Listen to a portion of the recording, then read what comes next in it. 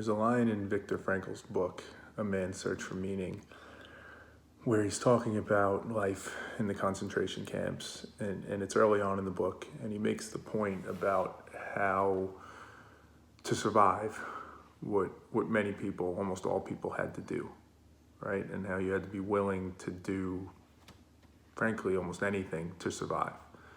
You had to find food somehow, you had to keep yourself safe. Constant threats, constant dangers, and the way in which you kind of navigated that and had to look out for yourself first, or at least your family first. It forced people into doing things that they probably wouldn't have done otherwise. And the line that really has stuck with me is he makes the point to say that the best of them that were at the camps didn't make it home for that reason. And that line to me is just kind of fascinating, and I'm intrigued by it. I mean, on the one hand, just for what it is, right? It's such a way to describe what it was like, what life was like to be at those camps. That people that, and the way I interpret it, and I think the way he intended it, was that people that were unwilling to compromise on their values and their beliefs, people that stuck to their, kind of moral grounding of how to act and how to behave, even in those unbelievably extreme circumstances, that those people were the ones that didn't make it. And what it really took to make it was to compromise that, was to change and to adapt and to do what you had to do to survive. And for some reason, that just hits so hard with me. And I think it's because in many ways it gets to like the heart of the question that many of us ask ourselves, or at least I do, of what's the right approach to life. And what happened in this scenario is it became such an extreme version of facing that question. Like you had to face it in such a way that most of us never actually do. We all face this question every day when we make decisions, right? I can think of ones most recently, things in which when we decide when to get the vaccine or when not to get the vaccine, when we decide, do we move to a certain area because it means my family will be better off and safer, but maybe it's not the best thing for everybody. And we're trying to make these decisions, and most of us, I think, are trying to be good people, but also protect ourselves and survive and all those things. And it's this constant dilemma we face all the time. But they were made to face it in such like an explicit, extreme way where they had to make that decision in the moment. It wasn't where they can kind of push it off and really kind of ignore it and not think about it and claim ignorance to it and just kind of act. And you don't see the effect so clearly. You don't see the result of your decision so clearly. And I guess I don't know what to make of it, right? Should we feel like those people that didn't make it home, that didn't compromise in any way, shape, or form, are they ones to look up to? Did they get it right? Is that what we should all aspire for? Or is that asking too much of humans?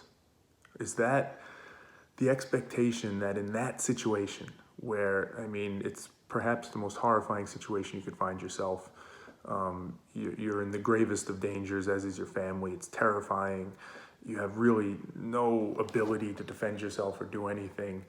Is it asking too much to ask people in that situation to maintain their value system, to not waver, to face that with a level of, you could say courage, you could say naivety, you could say a lot of things, right? Is that too much? Or is it not even that it's too much, it's just, it doesn't make sense. It's illogical. You do what the people did that survived, because that's the goal. You need to survive. And again, there's no answers, as there usually isn't in these things.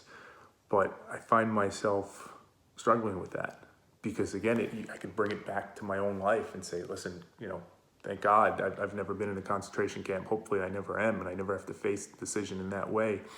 But I can't pretend like that decision isn't something that I'm constantly facing every day. Not as dramatic, not as extreme, not as explicit, not as short term where I'm going to see the result right away. But that's the question we're all battling with. And where should we sit? What should we strive for? My gut my gut tells me, and this isn't to pass judgment on anybody, because who am I to say that I'm right, A, and B, that I actually would even do it. My gut tells me the aspiration should be to stick to it, to stick to your values, even in the face of that, even in the face of the most extreme circumstances, that's what you should aspire to try and stick to that. The question becomes why. The question becomes why.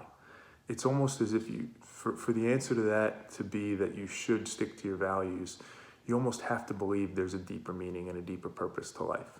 You have to believe there's some reason why you do that. Now, might it be that there's a God in the sky and you're trying to, do right by them? Maybe.